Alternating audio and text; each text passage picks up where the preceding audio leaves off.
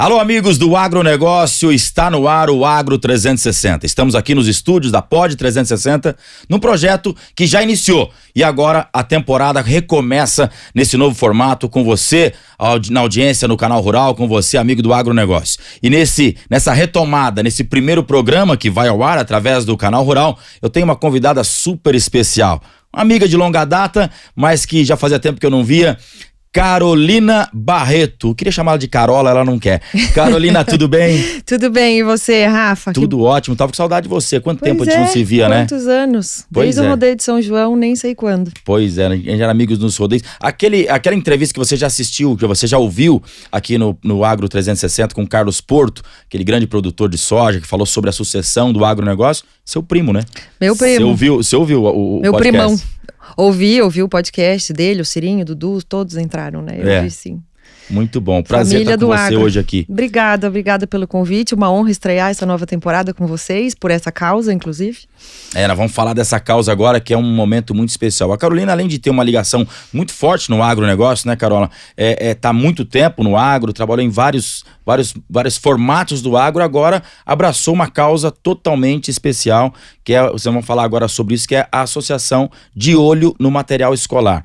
Mas vamos falar primeiro da sua ligação no agronegócio. Vem desde que nasceu. Vem de criança, mesma família, né, do Carlos, inclusive, meu avô do interior de São Paulo, produtor de café, foi para o Mato Grosso há 50 anos atrás, desbravar lá o Nortão, junto com tantas outras famílias, né, essa é a história do agronegócio do Brasil, e lá a gente começou a produção de carne.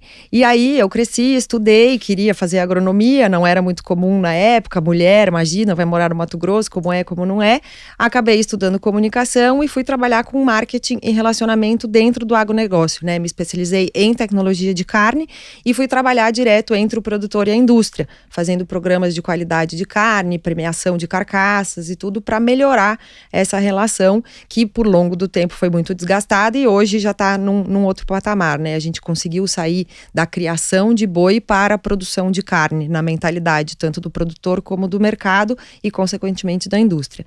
E aí gosto das causas, né, mais digamos, institucionais dentro do setor, e o De Olho veio através de pessoas conhecidas com a mesma história, né, famílias do agro também.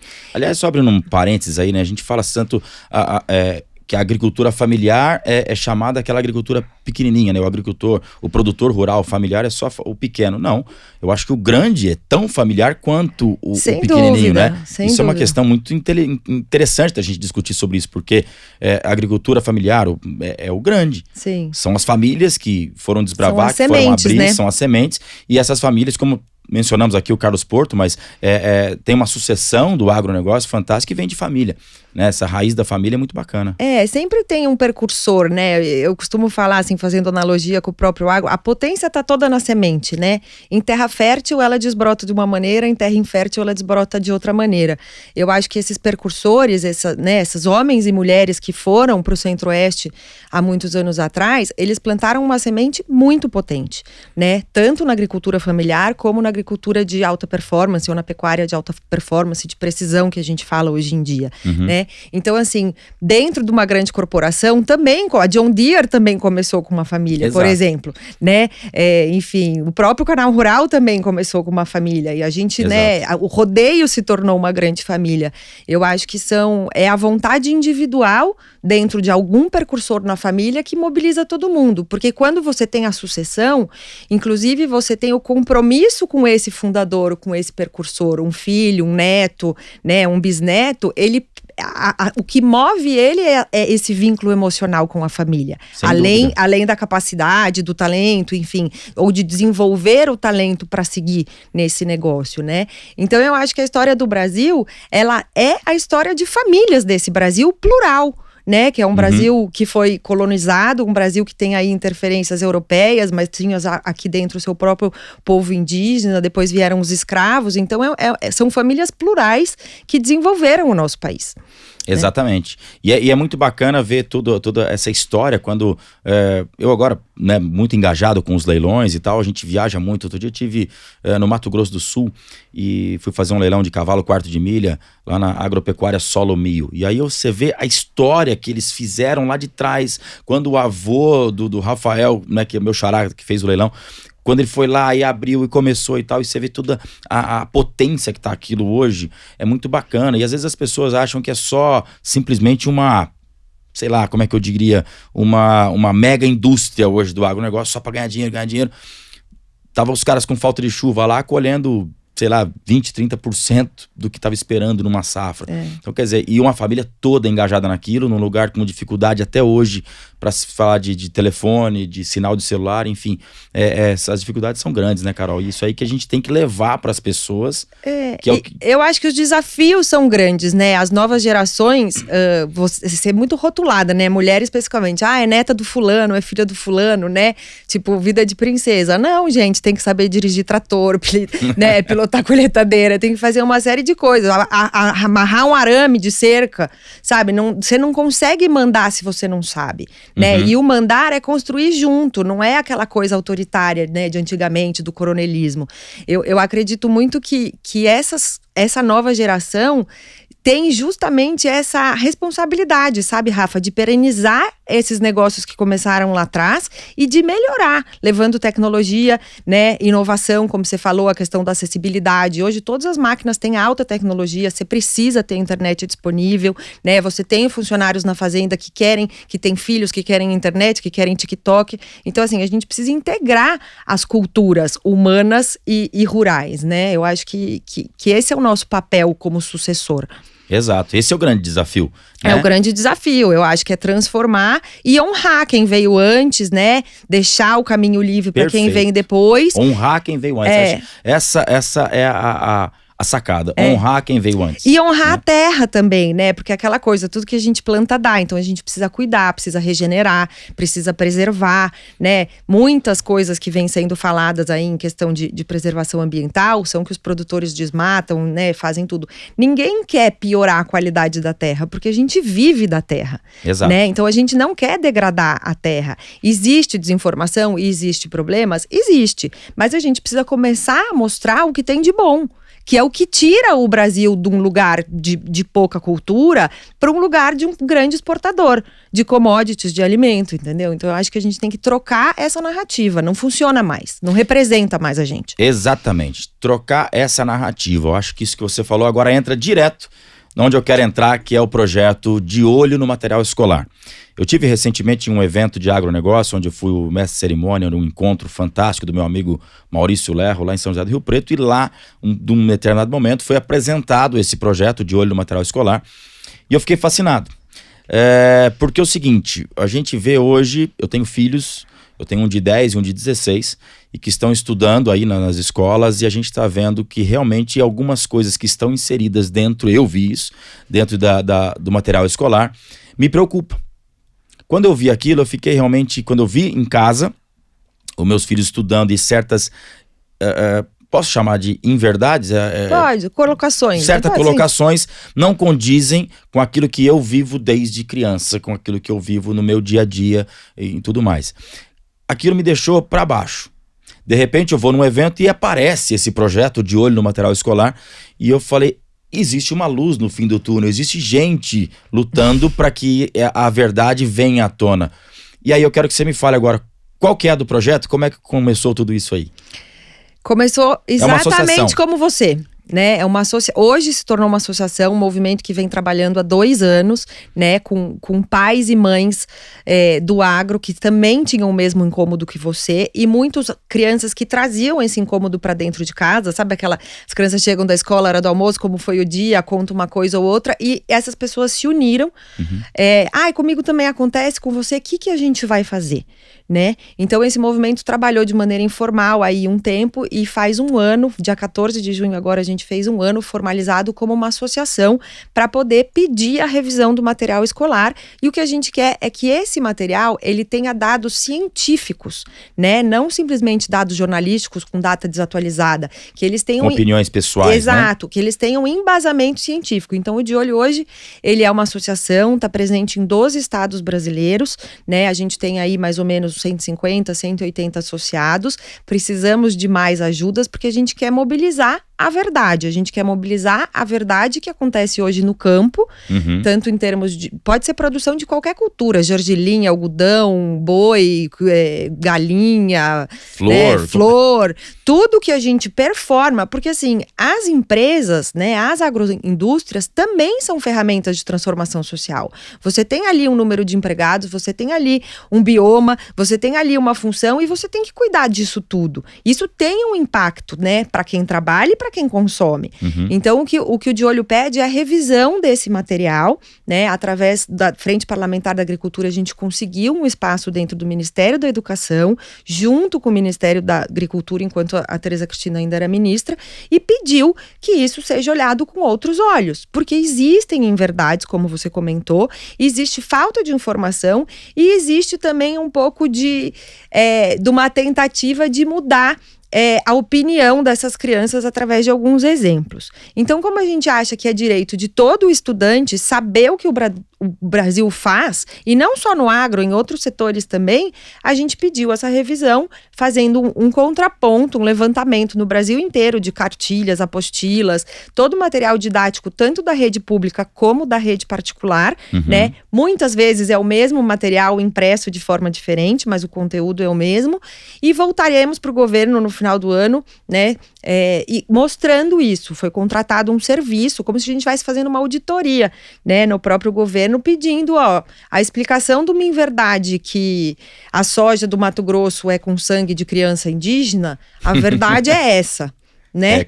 Nossa. Ou qualquer exemplo que você quiser me dar aí do livro dos seus filhos, ou enfim, não existe mais a história da Chapeuzinho Vermelho porque o lobo mau morreu porque cortaram todas as florestas. Os exemplos são nesse nível, né? Então assim, além de inverdades, eles não estimulam a criança a pensar nada positivo. Agora, como que essas situações entraram para dentro do material escolar? Tem como isso foi entrando? Faltou alguma coisa da nossa parte? Eu digo nós como produtor rural. O que faltou para que entrasse dessa maneira dentro do material escolar? Rafa, agora eu vou te dar uma resposta carolina, tá? Não posso te dar essa resposta em nome do De Olho, mesmo sendo diretor e tal. Eu acho que quando eu comecei minha carreira profissional, eu ouvi num evento do Ação Jovem, que eu fazia parte, o Magliano era presidente da BMF ainda, e ele falou que o que difere os países do primeiro mundo dos demais não são os recursos naturais, e sim as entidades que representam esse país. Então eu acho que se isso aconteceu, foi que o nosso setor foi pouco representado de alguma forma, né? Sempre vão ter outras intenções políticas, de regimes diferentes, né? Mas eu acho que a gente é muito potente, mas a gente é pouco unido no setor. Isso eu tô falando Carolina, tá? Não tô falando De Olho. O De Olho, aliás, ele vem cumprindo esse papel de mobilizar todo mundo e unir as forças. Mas eu acho que dentro da educação, que é um dos pontos mais frágeis que a gente tem no Brasil hoje, né, tanto educação como saúde, faltou uma representatividade mais firme. Entende? Faltou a pujança que a gente tem, né? A capacidade produtiva tá mais explícita, né? Eu acho que conversando com editoras e com professores, educadores desse movimento todo que a gente faz, os próprios educadores não têm noção o que é o sistema produtivo no Brasil. É isso que eu vejo. A falta dessa informação das pessoas, principalmente quem está na cidade, nos grandes centros e tudo mais, não tem o conhecimento, não tem a proximidade como a gente tem e acaba falando. Porque não estimula a curiosidade. Você pega um celular hoje, você faz tudo ali, entendeu? Você grava um TikTok em vez de ler um livro. Né? Você vai jogar videogame na casa do amiguinho em vez de pescar. Antigamente eu ia pescar, eu morei em São Paulo, eu jogava queimada na rua. Né? Assim, faz um tempinho já, mas eu acho que assim, a educação parou de estimular a criatividade e a curiosidade das crianças. Eu acho que o De Olho no material escolar é um projeto tão bacana e que eu vejo ele da seguinte maneira: não é para brigar com ninguém, não é para discutir, é para colocar só a verdade. Foi o que eu entendi, né, que tem que colocar. Porque certa vez eu ouvi uma historinha do cara que falou: putz, eu falei mal do fulano, o que eu faço para me redimir? Aí o conselheiro dele falou: pega uma galinha, sai na beira da rodovia, sai arrancando todas as penas dela e jogando para fora. E aí ele fala, e agora já fiz, o que eu faço? Agora volta e tenta catar todas as penas e colocar de volta na galinha, ver se você consegue. Então, quer dizer, é a mesma coisa. Quando uma mentira sai, quando uma história mal contada sai, pedir desculpa, eu processei o cara e vai me indenizar. Mas aí, quem já acreditou nela a primeira vez não volta mais. Então, acho que um trabalho é de formiguinha praticamente, né? De você ficar levando a informação correta e tudo mais. É o problema da verdade única, assim, né? Tipo, da história única. Contam para as crianças no material escolar um único lado que não acontece mais. A gente não quer romantizar o agronegócio. A gente sabe que existem problemas. O Brasil tem problemas. O Brasil tem problemas de infraestrutura.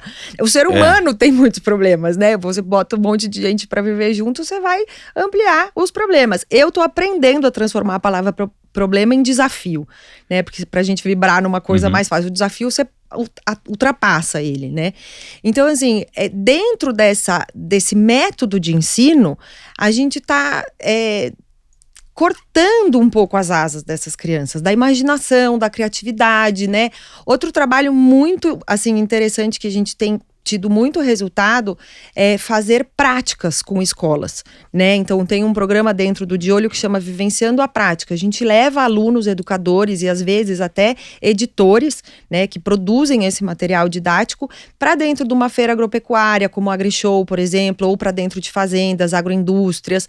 Leva lá 50, 100 crianças por vez, 4, 5 professores ou 20 educadores e editores e deixa eles terem a experiência do campo. Né? Importantíssimo. Como se fosse um dia de campo, mas não é nada assim combinado, maquinado. Não, tem um tratorista passando, quer falar com o cara, para e chama ele, escuta quem trabalha aqui, né? Teve a gente teve uma visita que aconteceu algo muito incrível. O diretor da escola foi e ele saiu andando fora do grupo, né? E aí ele parou, um maquinista, e começou a conversar.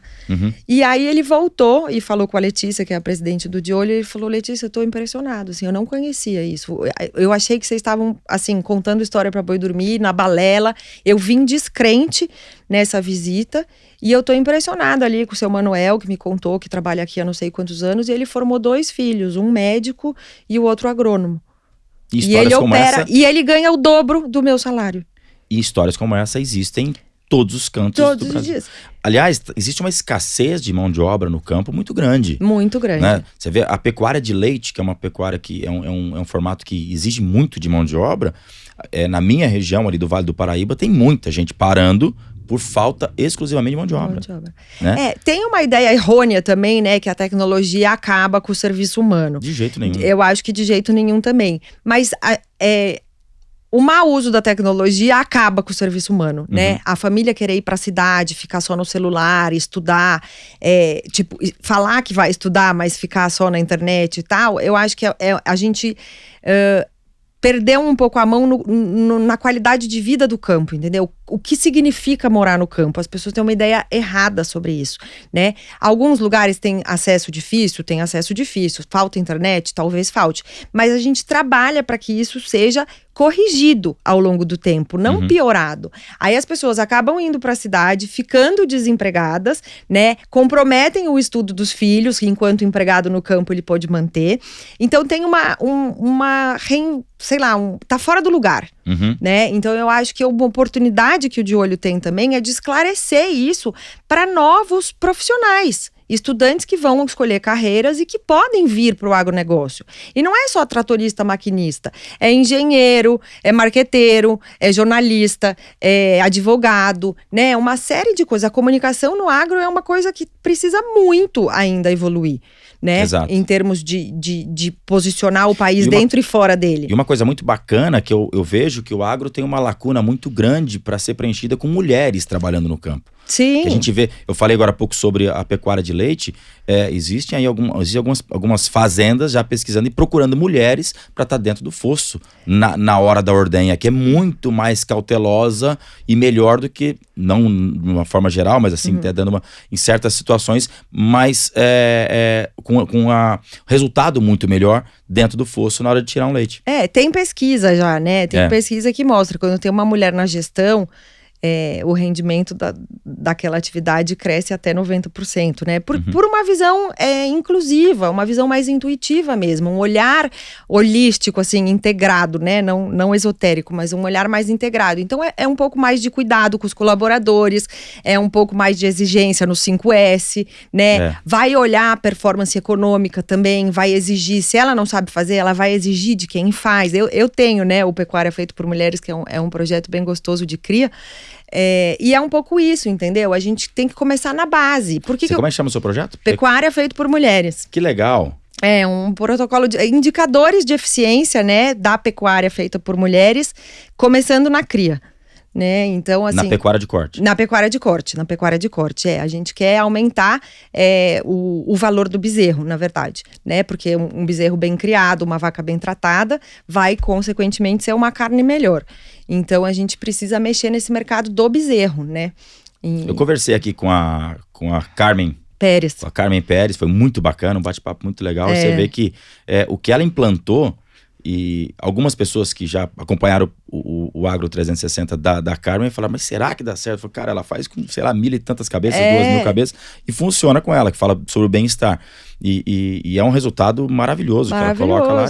Foi uma mulher que saiu de São Paulo, foi embora pro Mato Grosso e desbravar e tá tendo um sucesso fantástico. Aí você imagina, tenho muitas amigas, né, no setor e tal, mas vai falar pro meu pai que eu vou desmamar o bezerro fazendo massagem, né, que eu vou tatuar, que eu vou colocar um colar. Mas, gente, é isso que a gente tava falando da questão da sucessão. Você pode ser um herdeiro, sentar na cadeira, ir no shopping e receber, ou você pode transformar o negócio da sua família. Fascinante. E 90% das empresas agro no Brasil são familiares. Né? Então, assim, a Carmen fez esse papel, ela é modelo para N outras herdeiras, mulheres e homens também. Né? Então, a gente vai transformando. E isso não tá no material escolar. Né? Só tão pontos antigos para trás, com dados que não retratam, né? Mesmo falando da questão de trabalho escravo, mão de obra infantil, se você olhar os números do Ministério Público, hoje não condiz mais. E a fonte, você vai olhar a fonte do material escolar, é um jornal de 1991, no material que foi editado agora, em 2020.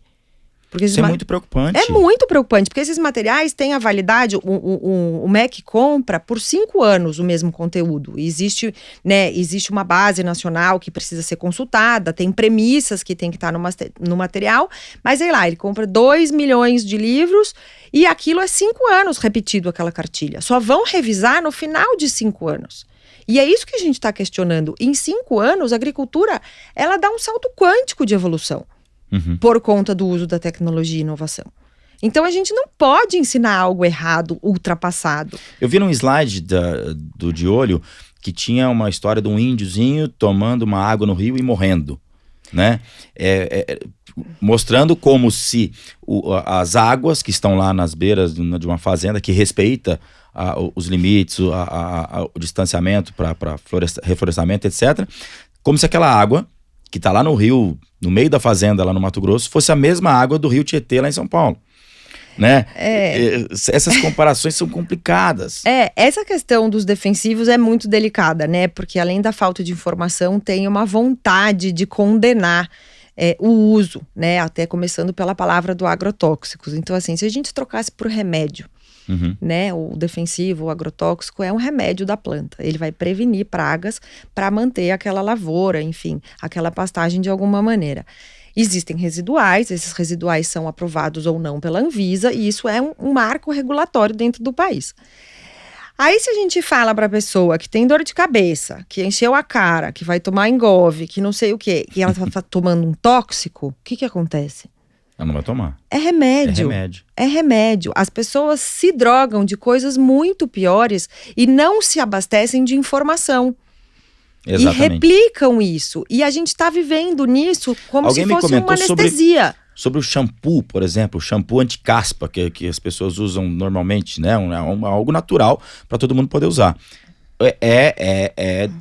Agrotóxico, é um tóxico, como é que chama? Como é que você usou? Um remédio. É um remédio. Não, tá entrando direto no seu couro cabeludo, né? Muito mais nocivo, talvez, do que um residual que fica... Qual que é o percentual brasileiro de residual no agro? Ai, Rafa, eu não vou te falar Mas número que eu vou errar. Mas é baixo, né? Já. É baixo dos... É que assim, são classificados em porcentagem, né? Os piores é muito baixo e alguns a gente não usa, né? Um trabalho brilhante que a Tereza Cristina fez também enquanto ministério de revisar isso tudo e deixar claro que se é usado é porque é permitido. Claro. Entendeu? Tem como regenerar a terra que recebeu isso depois, né? A integração lavoura-pecuária faz isso, o manejo de pastagem faz isso, enfim, a gente tem tecnologias, recursos para não danificar, porque ninguém que possui terra, que é guardião de terra, que trabalhou para poder comprar essa terra, vai querer danificar. De jeito nenhum. Entendeu? Então, assim, tem uma conversa que precisa ser um pouco mais flexível para poder entrar um pouco mais de opinião sem ter tanto conflito.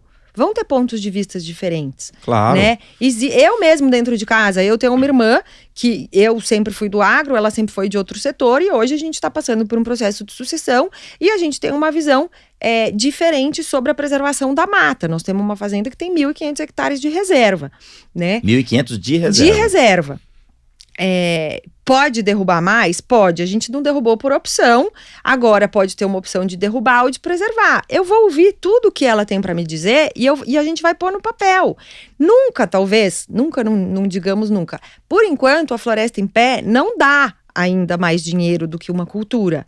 Mas consequência do nosso modelo de trabalho, dos valores que a nossa família tem, entendeu? Vamos chegar num consenso. Talvez não derrube e faça alguma outra coisa, opção na floresta, ou talvez derrube menos e faça um equilíbrio. Então o que a gente precisa é sair do combate, baixar um pouco a briga, a energia de briga, de combate, e começar a aprender novas formas de conviver com a natureza e com o meio ambiente. Exato. Né? Porque morar em São Paulo, para mim, também é uma loucura, né? As pessoas falam que é o agro que polui, é o pum da vaca, eu não sei o quê. Mas, gente, e essa quantidade de pessoas? Exato. E essa vibração horrorosa de tensão, de atraso, de moto? Isso também não é saudável. Não. E né? quando você vê, cada vez que se limpa lá o Rio Tietê em São Paulo, você vê a quantidade de garrafa, pneu e objetos que são jogados direto no rio. Então, quer dizer, a cidade não está reciclando. Não. Né? E outra, para quem produtor rural hoje, as embalagens, por exemplo, dos defensivos agrícolas, existe um controle de reciclagem, porque não é uma reciclagem comum. Não é a mesma coisa você pegar uma garrafa PET de Coca-Cola na sua casa e colocar na reciclagem. Não é. Aliás, não sei se a cidade tem a mesma conscientização de reciclagem quanto o campo. Né? Eu acho que você por exemplo, você pega sacaria de ração, por exemplo, né? Para quem compra muita ração, a sacaria de ração é reutilizada 200 vezes. E 100%. Ninguém vai ficar tacando fogo em saco plástico na fazenda. Reutiliza. Essa consciência vem lá de trás. Perdi meu pai esse ano com 80 anos e era assim. Ó, guarda a sacaria, dobra, coloca. Quer dizer, é o jeito natural pra gente fazer. Não é uma consciência de modinha de reciclar, né? Mas eu acho que essa é a palavra-chave, né? Do momento que a gente está, da humanidade, do planeta. É consciência. A gente passou por um período aí de pandemia que a gente deveria ter feito esse exercício de consciência e se perdeu um pouco nisso, né? Então eu acho que ativar a consciência das pessoas e cada um fazer o seu. Porque não adianta você estar aqui sentado, andando de moto, 2 celulares, trabalhando num escritório lindo na Faria Lima, falando mal do campo. Exato. Né?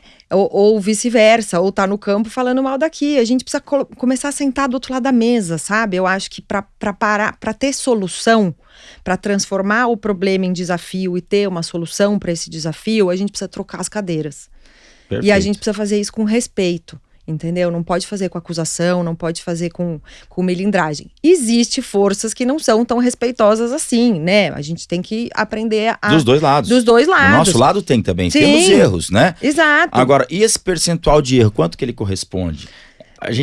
Eu diria que os acertos estão acima dos 90%. Eu acho que tem que mostrar, eu acho que, de novo, né, eu gosto muito dessa frase, eu acho que é direito do estudante, independente se ele é criança, jovem ou adulto, aprender a realidade, né? Você está na escola, se você paga uma escola, ou se o governo se propõe a educar, ele precisa oferecer um contexto real, aplicável.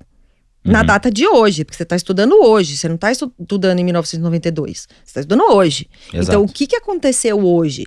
Existe até, a gente o De Olho fez um encontro na Fiesp com 96% das editoras do Brasil que representam o material escolar comprado pelo MEC, né? Foi uma reunião na Fiesp aqui em São Paulo e a gente convidou o presidente da Embrapa, o Celso Moretti, e ele apresentou a evolução do agronegócio em 5 décadas, 50 anos. Quase nenhuma fonte do material escolar é dos últimos 50 anos, é para trás. Para trás. Para trás. Então, assim, vamos conversar, mas vamos colocar o bode na mesa e vamos saber de que bode que nós estamos falando. Entendeu? Porque não dá para misturar laranja com banana, são frutas. Mas a produção da laranja é uma, a produção da banana é outra. Quem gosta de laranja é um grupo, quem gosta de banana é outro. Sabe, a gente tem que começar a ter um pouco mais de consciência para promover essas mudanças. Eu acho que espaço tem, competência a gente tem, o que a gente precisa é mobilizar o nosso setor dessa maneira mais uniforme, né? Uma mobilização, assim, eu digo em massa, mas sem querer a briga, para pedir, de fato, a alteração desses materiais. Eu acho que também uma coisa bacana que você falou que me chamou a atenção foi a questão de levar, né, trocar o lado da mesa, levar esse dia de campo, como você usou esse exemplo, dia de campo, levar as pessoas para conhecer. Existe um trabalho em cima de federações, em cima do Senar, sei lá qual seria o projeto, para levar mais as pessoas ao campo? Sim. Porque eu tenho uma historinha que eu já contei aqui no Agro 360, que uma vez um grupo de escola do meu filho, ele tinha uns 7 anos, foram na nossa fazenda lá pra criançada conhecer os bichos e tudo mais. Um determinado momento fomos tirar leite de uma vaca pra criançada beber leite ao pé da vaca. E uma criança falou, eu não quero não, eu prefiro leite de verdade. Então, quer dizer, quando ele usou o termo, eu quero leite de verdade, pra ele o leite da caixinha que tá lá no supermercado, aquele de verdade e aquele da vaca era de mentira. Então, naquele dia foi uma facada. Foi uma facada, porque o pessoal acha que as coisas estão nascendo nas gôndolas do supermercado. Né, galinha, botar Mas existe um trabalho disso para levar as pessoas, de pegar quase que a força, né? E levar, vem aqui pra você ver como é. Existe isso? Esse projeto chama Vivenciando a Prática. Dentro do De Olho? Dentro do De Olho, chama Vivenciando a Prática. A gente tinha um compromisso de fazer 50 até o fim do ano que vem.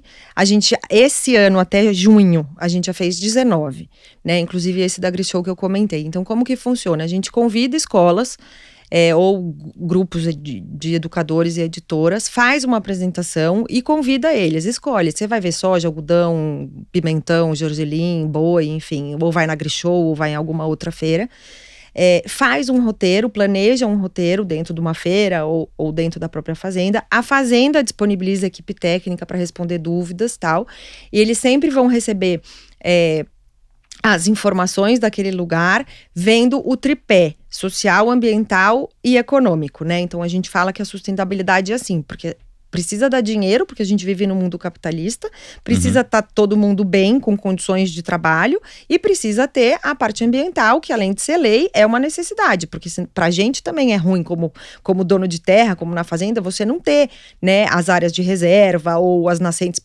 protegidas e tal, porque isso claro, você precisa implica, delas. a gente precisa delas, exatamente. Então, assim, sempre esse projeto acontece nesse tripé, né, da sustentabilidade econômica, social e ambiental. E a gente tem parceiros, algumas entidades e os próprios associados abrem as suas casas, né, as suas fazendas ou empresas também, que são assim, a gente é cliente de muita empresa, né, enquanto produtor. Então a gente pede, abre a fábrica de ração, abre a oficina, né, do trator. Então a gente consegue mobilizar isso, mas isso também pode ser feito em parceria. Uma empresa ou um grupo pode adotar X crianças, eu quero fazer um vivenciando na minha fazenda, né? A gente dá todo o suporte, ajuda a construir a visita, leva as crianças, e sempre o legal é que tem que ter um retorno por parte da escola, para a gente medir o aprendizado. Então pode ser através de um trabalho, de uma redação, de um projeto que aquela classe vai desenvolver, entendeu? Por exemplo. E as perguntas são básicas. E essas respostas, esse retorno para vocês, existe uma análise depois em cima do que você tá... Exato, e aí a gente vai monitorando como que o efeito dessa visita aconteceu. E aí a gente convida para outros eventos, enfim, a gente vai formando essa relação. Porque a maioria de nós somos do agro, a gente também teve que aprender a conversar com a educação. A educação, como todos os setores, tem as suas particularidades, né? As escolas em si e o sistema educacional de maneira geral, né? Por isso que a gente foi ao MEC para tentar entender como que isso tudo funciona. A Letícia fez um trabalho incansável o ano passado de fazer esse relacionamento todo, descobrir quem é quem são as peças-chaves, por onde a gente podia entrar, porque a gente não queria entrar com a briga, por onde a gente pode entrar e se apresentar.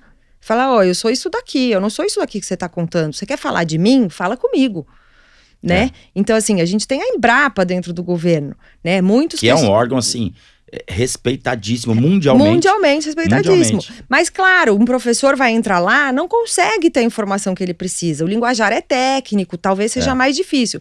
Então, um outro projeto super importante do De Olho é a Biblioteca Virtual, que a gente fez uma parceria com a Exalc, né? Que é USP também do governo, com a Embrapa. Que a Exalc hoje é o Vale do Silício do agronegócio.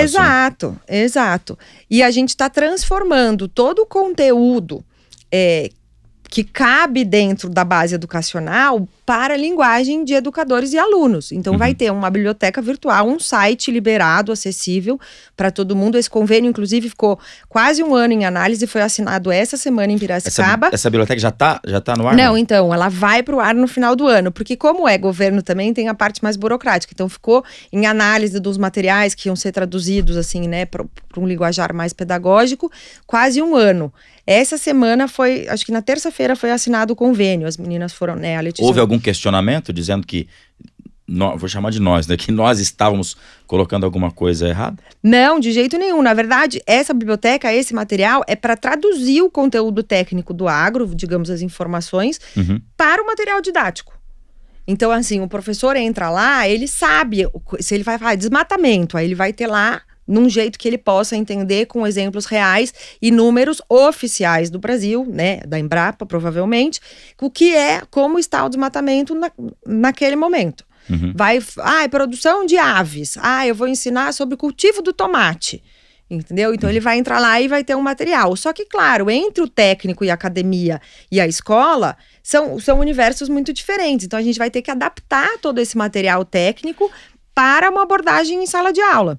E esse material, vamos dizer, aí o meu filho tá lá, tá estudando coisa, e ele, por eu ter o conhecimento através de família de produtor, vai entrar lá e numa matéria que ele tá estudando, ele tem um questionamento. Ele vai poder simplesmente entrar nesse material virtual. Exatamente.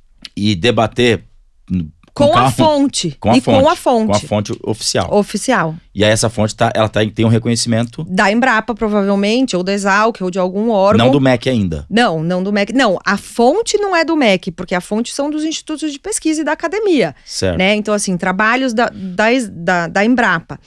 O MEC... Então, mas como eu vou colocar para uma instituição de ensino que aquela fonte, ela pode confiar 100%. Então, aí vem a parte de discussão que a gente não quer briga, mas a gente quer ter um respaldo. O primeiro projeto do De Olho foi a contratação dessa consultoria que eu te falei, que inclusive da FIA, da Federação de Administração da FEA, que também é da USP, para fazer o contraponto de tudo que foi encontrado no material. Então, assim, foi levantado aí no Brasil inteiro as apostilas, as cartilhas, com as informações errôneas. Aí a gente chegou no governo e falou, olha, isso aqui tudo tá errado. Por quê? Me prova. Beleza, foi contratado. Quanto tempo tocou isso aí errado? Mais de 20 anos? Mais. Mas daí, você pegou o material? Aí a gente foi um projeto de R$1 milhão, a gente captou no setor, entre entidades, produtores, esse R$1 milhão e contratou esse serviço da FEA, né, da FIA, que é a Federação de Administração da FEA da USP, e vai levar os contrapontos para o governo no final desse ano. E aí a gente quer a resposta do MEC falando em quanto tempo ou como que isso vai ser atualizado. Então a gente está fazendo o nosso lado do combinado, que é provar para eles cientificamente que o conteúdo da cartilha do seu filho está equivocado. E o porquê e com qual fonte. Então, esse trabalho, que custou R$1 milhão, está sendo feito e vai ser entregue para o governo no final do ano.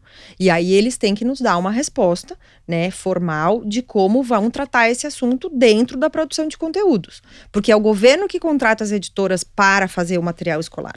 É o governo que dá mais ou menos as diretrizes do assunto que tem que estar naquele material, né, que é a Base Nacional Comum. Agora, tem algum material, não precisa falar nome, lógico, de editora, mas tem algum material que segue a verdade? Não encontramos. Jura?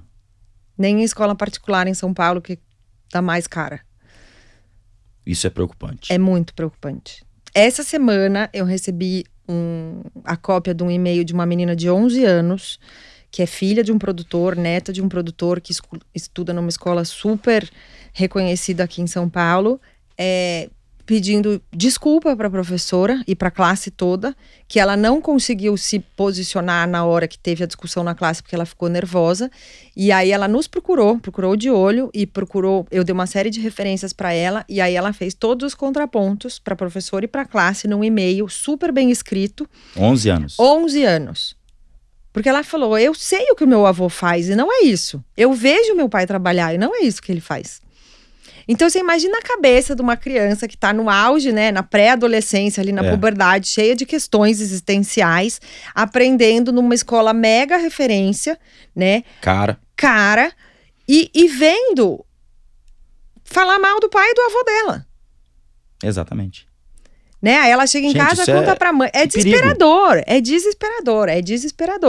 Mas assim, se a gente entrar no desespero, a gente não vai conseguir combater. Então, a Letícia sempre fala, respira, né? Eu acho, assim, todos os créditos e aplausos pra Letícia Jacinto, porque realmente ela tá comandando, assim... Letícia é a presidente da associação. É a presidente da associação. Todos nós que trabalhamos somos voluntária. Inclusive, ela é voluntária. Ela abriu mão do trabalho dela na empresa familiar que ela tinha. Ela saiu pra tocar o de olho. Então, assim, o que a gente pede, Rafa, tá aqui, né, nos leilões e tal, é mobilizar. Igual você viu lá o Daniel Wolff falando em Ribeirão, que também é outro sucessor de uma família grande no Mato Grosso. Ele fez uma palestra sobre sucessão pecuária maravilhosa. Ele é nosso vizinho lá no Mato Grosso, ele é demais. Gente, ajuda, porque assim, a questão, ela é séria, é uma manipulação de pensamento, de raciocínio, a gente não pode deixar que isso aconteça, né?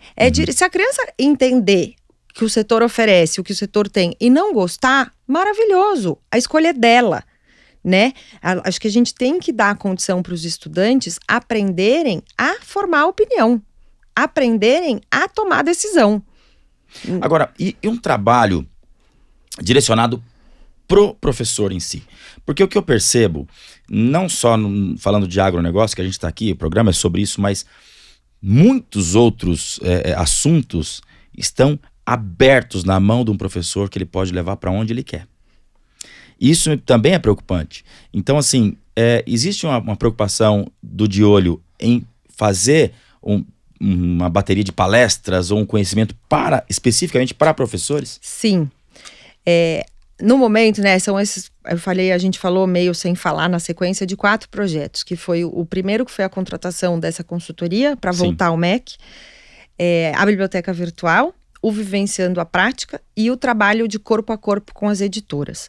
A gente demorou um tempo para poder entender como que essa turma se comunica, porque é todo mundo do agro, né? Fomos bater. Então, a gente participou de alguns eventos de educação, uma feira de educação muito grande aqui em São Paulo, e assim, para conseguir a atenção. Porque quando a gente chega com o nome De Olho no Material Escolar, algumas pessoas da educação também já ficam meio arredias, né? Porque, como assim? É Big Brother, né? De olho.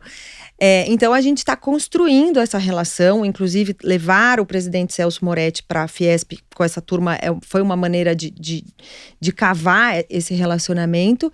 E agora o trabalho é a capacitação dos professores com esse assunto. Por enquanto, o De Olho está com o tema agro. Existem inúmeros outros temas que estão aí em voga no momento, nos adolescentes, principalmente, que nos incomodam. Então o projeto do De Olho é não ficar só no agro, abrir para outras frentes. Abrir para outros, mas agora a gente tá só no agro, porque a gente precisa dar conta da fatia que a gente pegou para entregar, né? Então, por enquanto, tá no agro, mas a gente tem a intenção de abrir. E outros setores também, tipo parceria, né? A Letícia sempre fala, não sei até quando eu tô aqui, eu não sei quanto tempo. Já chegou até vocês alguma outra área Já. que tem preocupação? Já, outra área querendo ajudar. Eu sou sei lá, Não, mas eu digo outra área que sofre também no mesmo sentido ou não? Você acha que é só o agro mais o agro que está perdendo nesse sentido? Se você for olhar hoje, de todas as matérias, que são uma média de 10 matérias, 9 falam do agro. Verdade. Usam exemplos do agro para... Você mesmo falou, né? Eu teve uma aula de espanhol do seu filho que estavam discutindo questão de sexualidade, mas a aula de espanhol é para você aprender a falar espanhol, né? A aula de espanhol falando sobre sexualidade. Falei, mas peraí, mas não é para falar de gramatical, né? Então, assim, tem um setor específico, como não sou eu, Carolina, que cuido direto dos materiais, eu não sei te dizer. Mas eu sempre, nas reuniões de diretoria, escuto falar que outros setores querem nos ajudar. Né? Então isso eu sei que outros setores querem nos ajudar, mas não tem no material outro setor que é tão atacado como o agro. E qual está sendo o posicionamento das escolas? Vocês estão tendo acesso às escolas com isso? Sim. A escola em si, a entidade. A entidade, sim. A gente tem uma abertura, principalmente com as escolas fora de São Paulo e dentro também, né? Porque está acontecendo em todo o Brasil. Mas a escola, ela se vê...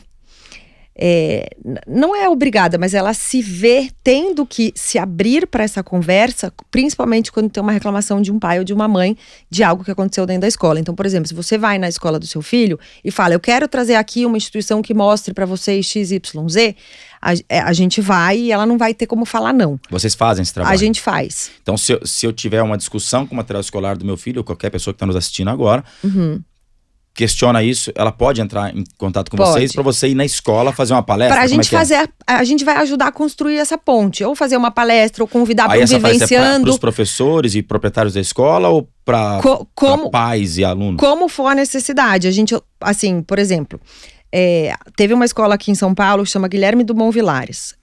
A escola esteve presente no evento da Fiesp, né, quando a gente fez a apresentação lá com o presidente da Embrapa, e a gente levou essa escola para Grishow. A gente fez um movimento, as crianças foram de ônibus, tal, conseguimos com a Secretaria da Agricultura um espaço. Quem bancou tudo isso? Incrível, a escola e o de olho e a escola, né? A gente conseguiu um lanche e tal, e a gente conseguiu o apoio das empresas para receber e explicar. Quando eles voltaram, eles tinham que fazer o trabalho para nos entregar e tal. Sabe o que a escola fez? Vocês não podem vir dar uma palestra sobre profissões para nós? Profissões do agronegócio. E aí a gente conseguiu, dentro dos associados, um professor que tinha disponibilidade e ele foi e deu e explicou. Então você cria o relacionamento. A gente ainda, porque como você falou, é um trabalho muito de formiguinha. Então a gente está, através dos associados e de pessoas que nos procuram, construindo essas pontes.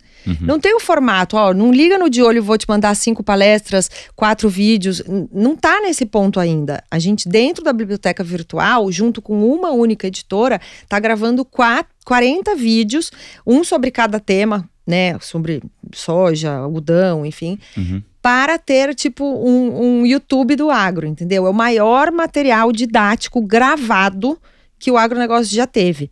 Então a gente está caminhando para isso, mas cada ponto de contato para nós é uma ação. Independente se é em São Paulo, se é no Mato Grosso, se é no Acre, entendeu? No Rio Grande do Sul.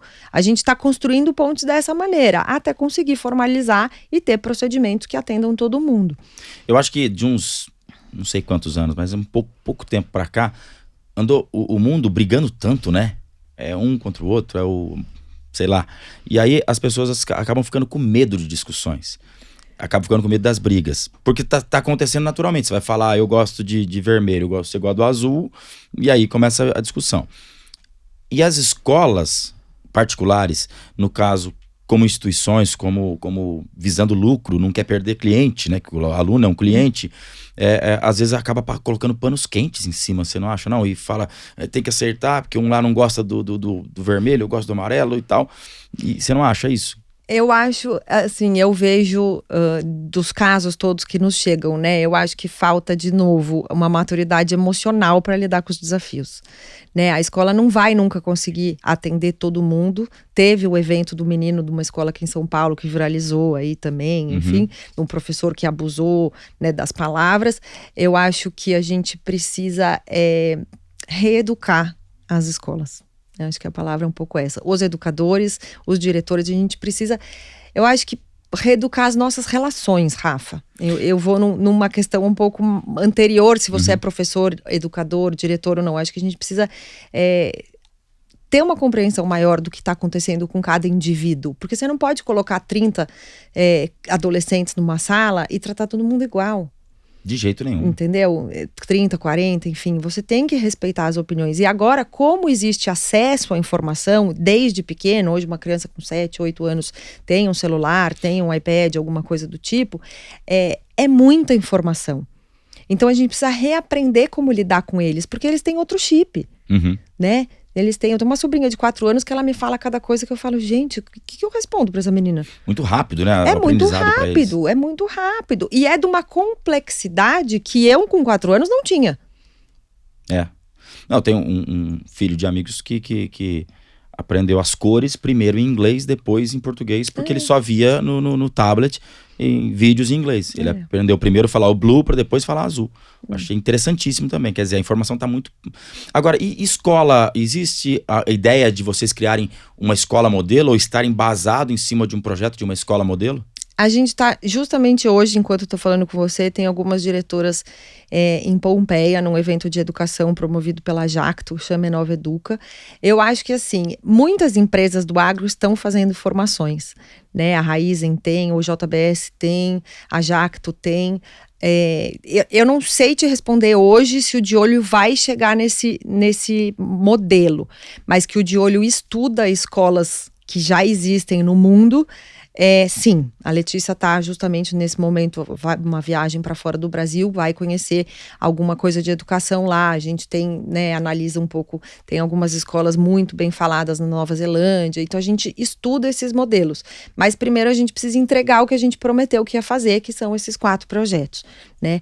Pedir a revisão do material junto ao governo, manter a relação com as editoras, transformando todo esse conteúdo possível para educadores e alunos e levar quanto mais criança, melhor para o campo, para as fazendas, para as empresas, enfim, agroindústrias. Então, assim, como segundo passo do projeto, existe possibilidades, essa é uma delas, mas hoje não tá na pauta que a gente vai fazer, entendeu? Na verdade tá começando, 1 ano só de associação, exato. Né? E eu acho que um projeto mais audacioso no futuro seria ir lá pra Europa, pra algum lugar, e falar, nós não somos o que vocês falam, sei lá se... Não, e assim, olha pra vocês, né? Vocês arrancaram tudo, desmataram tudo, ficam aí falando de nós, legal. Obrigada. Fácil, né? Tira a bundinha da cadeira e vem aqui sentar. Exatamente. Senta aqui, aquele ó. vídeo que viralizou agora do Almir Sater um tempo atrás, eu postei no meu Instagram também, daqui a pouco tava só aplausos, daqui a pouco começou a tomar paulada também. O povo, né? É isso que eu falo, da acabativa, entende? A hora que a gente se propõe a fazer uma coisa, deu certo, todo mundo para, legal, esquece. Não, gente, quando dá errado, a gente também tem que continuar. É aí que o aprendizado fica, né? Na experiência do que vamos tentar de novo. Porque senão não transforma, você fica sempre naquilo. A gente precisa, por isso que a mobilização do setor para nós é importante, né? Quanto mais gente chega perto, a gente pede esse trabalho igual você foi, né? Você conheceu De Olho num evento. Quanto mais a gente conseguir multiplicar, mais conectado a gente vai estar nessa causa. Então, mais forte vai ser o nosso trabalho. Porque não é a Carolina, a Letícia, o Rafael, né? É o setor falando. E a gente precisa que essa voz seja única nesse momento. A única, assim, retratando uma única voz nossa, com todas as verdades que a gente compõe. E outra, a nossa classe foi mistificada como os ricos, milionários e tal. A gente usa caminhonete grande que a gente precisa da carroceria dela. A gente usa o 4x4 para não atolar na fazenda, né? São coisas que são naturais, né? Da necessidade do dia a dia do produtor rural, de ter carro bom, de ter caminhonete grande, por uma necessidade. Tratores, da mais alta tecnologia. E por isso, às vezes, eu acho que vocês devem ter uma dificuldade na questão financeira também, porque o projeto não é barato. Você falou de uma primeira pesquisa, um primeiro projeto de R$1 milhão. Sim, ainda falta 73 mil, mas a gente tocou o projeto mesmo assim, porque a gente confia que vai aparecer. E daí, quem quiser ajudar, como é que pode pedir para quem está em casa agora, vamos ajudar esse projeto? Pode. Assim, o nosso maior veículo de contato é o Instagram ou o e-mail, né? Que também está no Instagram. E aí a gente abre os projetos. A associação, ser associado é uma forma de ajudar a pessoa física e jurídica, é um valor anual, que pode ser pago de uma vez ou em 12 vezes. E a partir do momento que você se associa, você participa de alguns eventos, né? Então, assim, ser associado é um valor até relativamente baixo, mas você consegue estar na discussão, né? Certo. Só sendo associado você consegue estar na discussão. Se não, ajudar através dos projetos, né? Através de doação ou digamos assim, da compra do Vivenciando a Prática. Eu quero realizar, custa tanto por aluno ou por pessoa, a gente organiza, tem toda uma metodologia para o Vivenciando funcionar nos mesmos moldes em todas as regiões, independente da cultura, e a gente vai tocando junto, entendeu? Então, peraí, o Vivenciando, aquele que você vai levar ele na experiência em fazenda ou numa grande feira agropecuária, etc. Esse é uma forma de ajudar. De comprar um produto que é vendido de vocês. Isso. Né? E aí, se tiver alguma empresa também que queira patrocinar isso, ela fala, eu sou um produtor de ração, de insumos, de defensivos, eu quero patrocinar isso, ela pode também ajudar. Também. Né?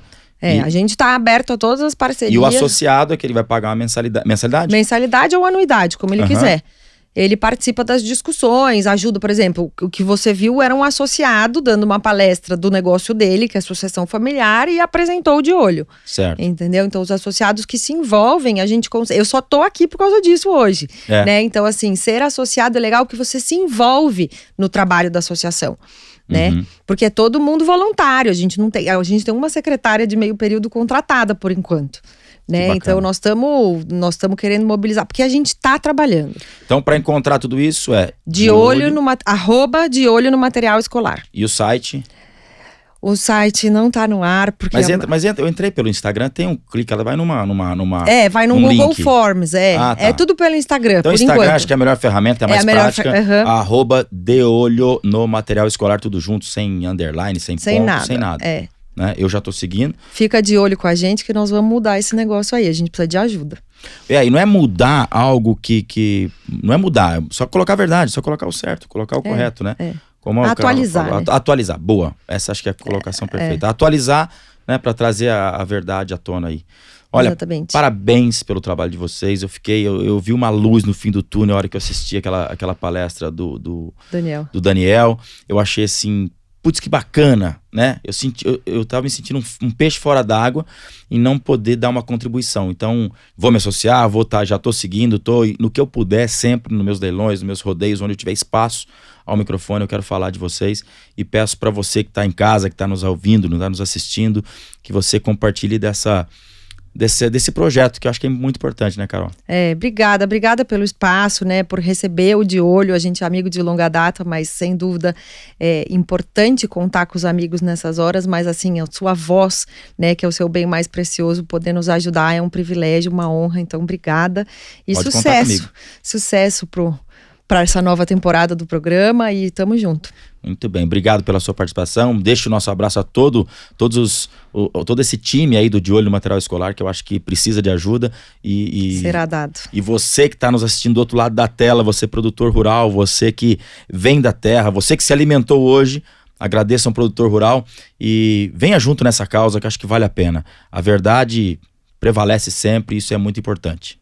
É isso? Obrigado, Carol. Obrigada. E assim finalizamos mais uma entrevista bacana com a Carolina Barreto. E você que está aqui no nosso canal, não se esquece de se inscrever no canal, curtir, comenta, participa, manda sua pergunta, a sua discussão. Isso aqui é para você. E esse programa também está semanalmente no Canal Rural para todo o Brasil. Esperamos você na semana que vem com mais uma entrevista bacana do Agro 360.